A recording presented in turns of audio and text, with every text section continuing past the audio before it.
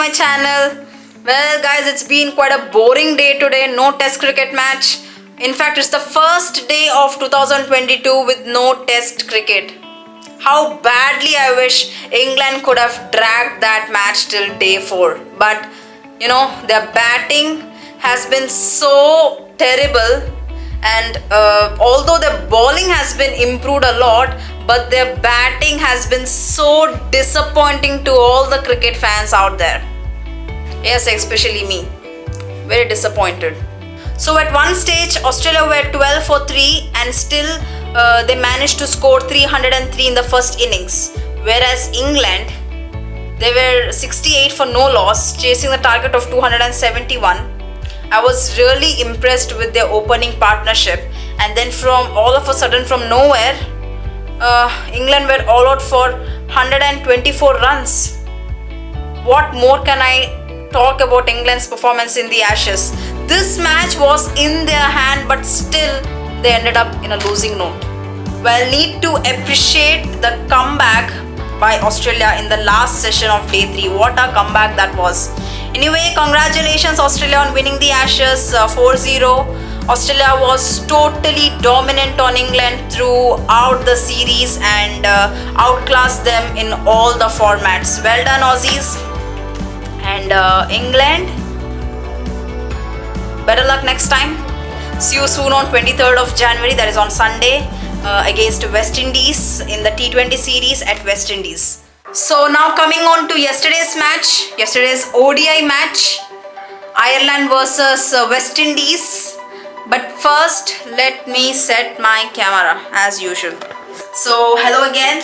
First of all, a big congratulations to Ireland on creating a historic win against West Indies by 2 wickets in third ODI and also winning the series by 2-1.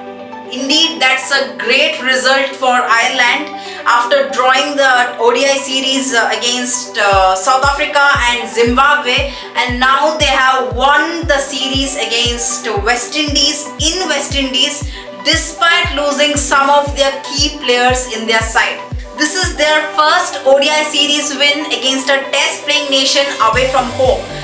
So Ireland are now third in the ICC ODI World Cup Super League table.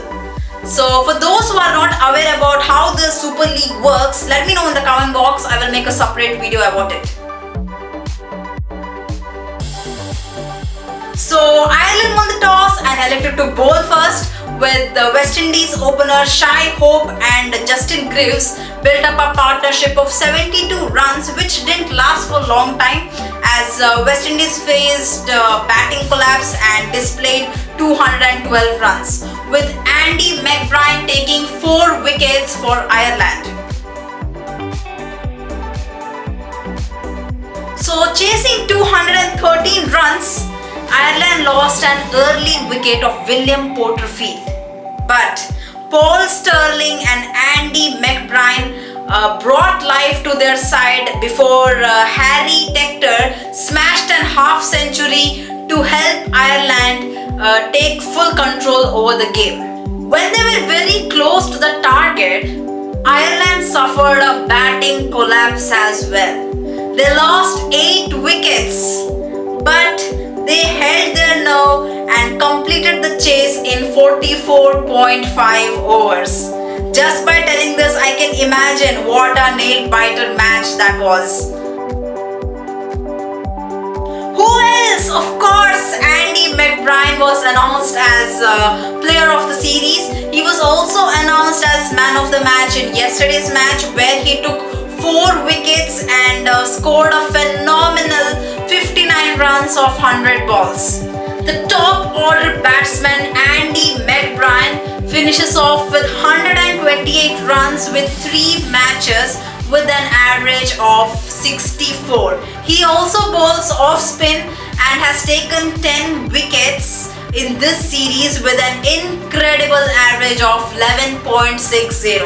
No doubt why he deserved that Player of the Series award because that's a proper all-rounder performance from Andy McBride. Well done Andy McBride, congratulations.